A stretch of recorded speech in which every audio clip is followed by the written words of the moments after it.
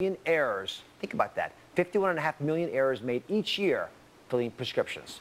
Pharmacist Nancy Inconce is here with life-saving information you need to know before you pop another pill. So Nancy, talk to me about the most important thing in your opinion folks need to know before they fill a prescription.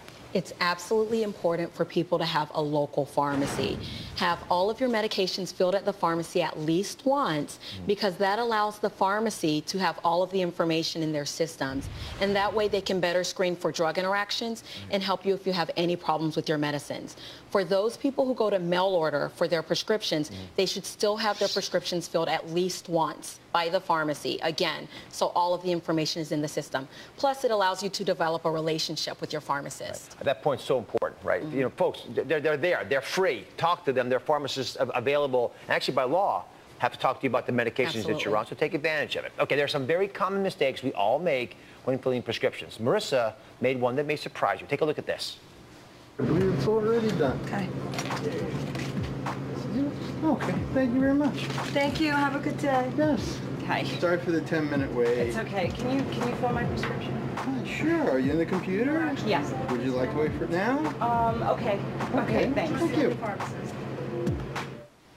Here's the question. What was the mistake Marissa made? So Nancy, help us with this.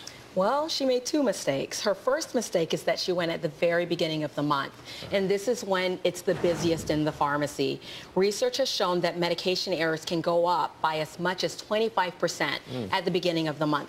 Phones are ringing, people are coming in for refills, a lot's going on then. Right. What she could do instead is to go near the middle of the month or the second week instead.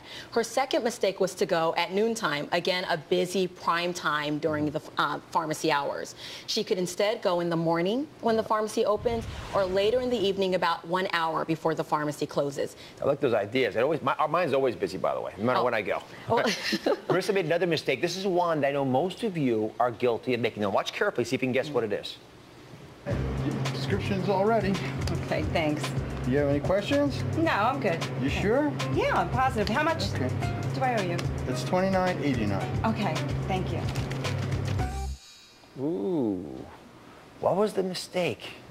Nancy, help us. This is a very common mistake, and unfortunately, people don't really understand that doctors are extremely busy nowadays, and they may not have time to explain to you in the doctor's office what your medicine is for and the side effects. And that's why it's absolutely imperative to ask it in the pharmacy. Ask what the medicine is for, ask how it works, and ask for at least one side effect. That way, you can pay attention to your body, and you can advocate on your own whether or not there's a problem. All right, I got one more for you. You guys ready? Watch Marissa carefully. She made this final mistake. See if you can spot it. Take it away, Marissa. Okay, you're all ready. There's your prescription. Great, thanks. Thank you. Bye. All right, what do you guys think she did wrong? She didn't check it. She didn't check it. They got that one. They got that one. Teach us, Nancy. Exactly. The biggest issue is that, especially when you're picking up refills, you know what your pills look like. Yeah. The easiest thing Marissa could have done would have been to open up the bottles, look inside, and see whether or not the pills look familiar.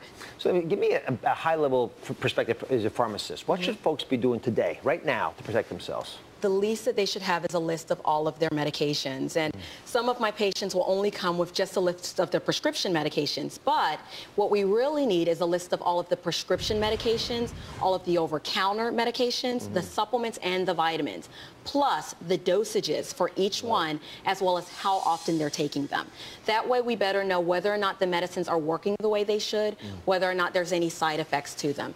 Keep that in your wallet right next to your ID. That way, if there's an emergency, we know what you're on. Or when you go to see your doctor, he or she has an additional reminder to know what you're taking. So remember, we talked about drug-drug interactions, just to underline what Nancy's saying. So they don't just happen because of prescription drugs interacting with other prescription drugs, although that's pretty common too. But some of the things we're asking you to write down, supplements and the like, only you're going to know about. So please keep that list. And I agree so firmly about this that we have created a medical record keeper for you. It's on DrOz.com. It's super easy to download. And even better, fill it out and email it to your friends. Email it to your family. Thank you very much. All right, appreciate you joining us. Next, you. Could the reason that you're gaining weight have something to do with your bones? Your bones. It's a shocking connection. We'll be right back. Up next. You ever think my bones are big? It's not me. That sounds like a great excuse. All right. The big bone defense may actually carry some weight.